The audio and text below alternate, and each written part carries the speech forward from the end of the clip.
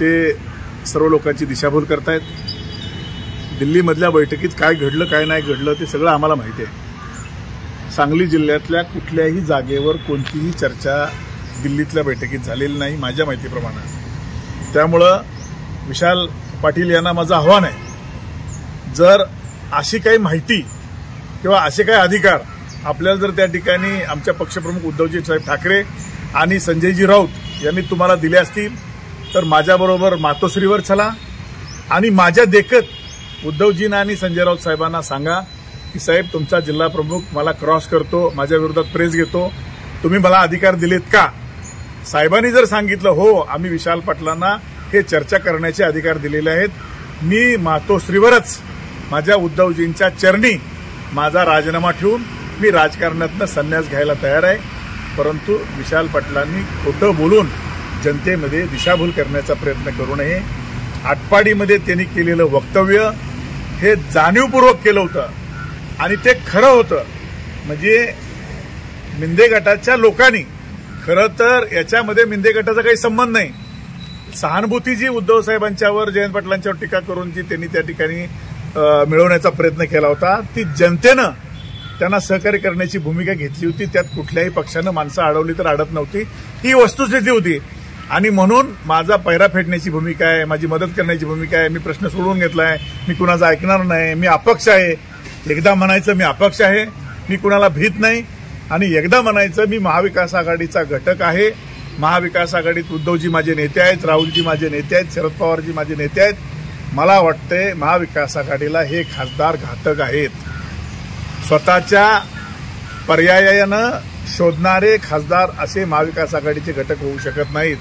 तुम्ही म्हणला तर मी अपक्ष, तुम्ही म्हणला तर मी महाविकास आघाडीचा, म्हणजे सोयीची भूमिका घेणारा खासदार नसावा।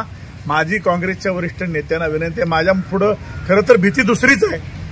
सांगली जिल्ह्यामध्ये लोकसभा झाल्यापासून त्यांचं एकच स्टेटमेंट आहे, विश्वजित कदम साहेबांना मला मुख्यमंत्री करायचं आहे, विश्वजित कदम साहेबांना मला मुख्यमंत्री करायचं आहे, विश्वजित कदम साहेबांना मला मुख्यमंत्री करायचं आहे।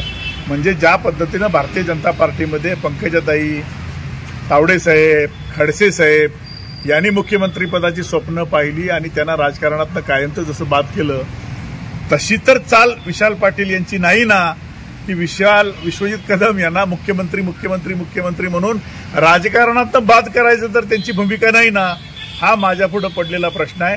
आणि म्हणून विश्वजित कदम साहेब यांनी अशा व्यक्तीपासून बाजूला राहिलं पाहिजे। कदाचित जुना राग काढण्याचा तर हा प्रयत्न नाही ना, आता एकदा खासदार झाले, एकदा माझी नौका पार झालेली आहे, आता मला कोणाची भीती नाही। आता जिल्ह्यातले माझे जे विरोधक आहेत त्यांना मी हळूहळू काही जणांना जयंत पाटलांना विरोध करून संपवायचा प्रयत्न करायचा आणि काही जणांना गुदगुल्या करून मारायचा प्रयत्न करायचा।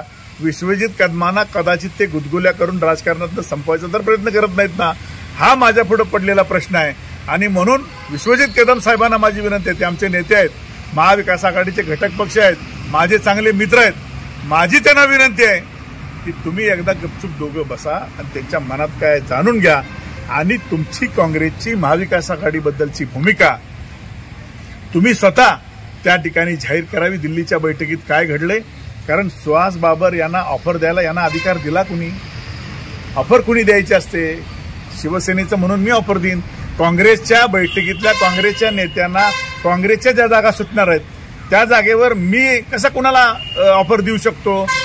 मी माझ्या पक्षामध्ये जे जागा मला सुटणार आहेत त्या नेत्यांना मी ऑफर देईन ना, यांना कुणी अधिकार दिला? आणि म्हणून सोयीचं राजकारण करणारे हे विशाल पाटील खासदार म्हणून महाविकास आघाडीला घातक आहेत।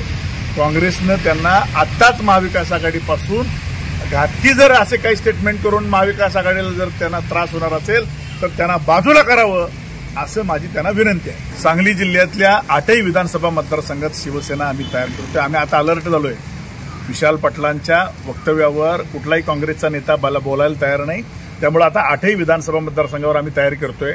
परंतु महाविकास आघाडीच्या जागा वाटपात जर त्या ठिकाणी जागा सोडायच्या ठरल्या तर आमची पक्षाच्या नेत्यांना विनंती आहे, सांगली आणि मिरज या 2च जागा शिवसेनेच्या वाटणीला मागून घ्याव्यात। आमची तर पक्षाला विनंती आहे, खानापूरची जागा ही काँग्रेसला सोडाच। त्यांची तिथं तयारी चालू आहे, जितेश भाई तयारी करतायत, काँग्रेसच्या नेत्यांची मागणी आहे आमचं मत आहे की काँग्रेस तिथं बाबर यांच्या पाठीशी उभा राहून अर्धी काँग्रेस त्या आसराणीचा डायलॉग आहे तुम्हाला माहिती आहे का, आधे इधर जाओ आधे उधर जाओ बाकी मेरे पीछे आओ, तशी तिथं काँग्रेसची अवस्था आहे. तिथं अर्धी काँग्रेस बाबरांच्या बरोबर आहे, अर्धी काँग्रेस सदाशिव पाटील यांच्या बरोबर आहे आणि बाकी मेरे पीछे आओ कोई नाही, बचा कोई नाही, अशी परिस्थिती तिथं आहे.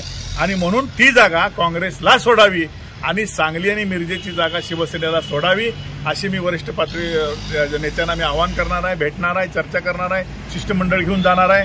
आणि जयश्रीताईंना आम्ही त्या ठिकाणी आव्हान दिलेलं आहे, त्यांना ऑफर दिल्या की तुम्ही शिवसेनेच्या मशाल चिन्हावर लढा.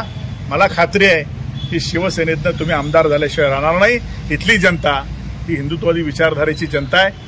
तिथली प्रबोधनकारांचं ठाकरेंचं हिंदुत्व मानणारी दलित, मुस्लिम, बौद्ध सर्व जाती धर्मांना बरोबर घेऊन जाणारा प्रबोधनकारांचं हिंदुत्व असल्यामुळं सांगलीचे आमदार म्हणून शिवसेनेच्या चिन्हावर तुम्ही नक्की निवडून याल.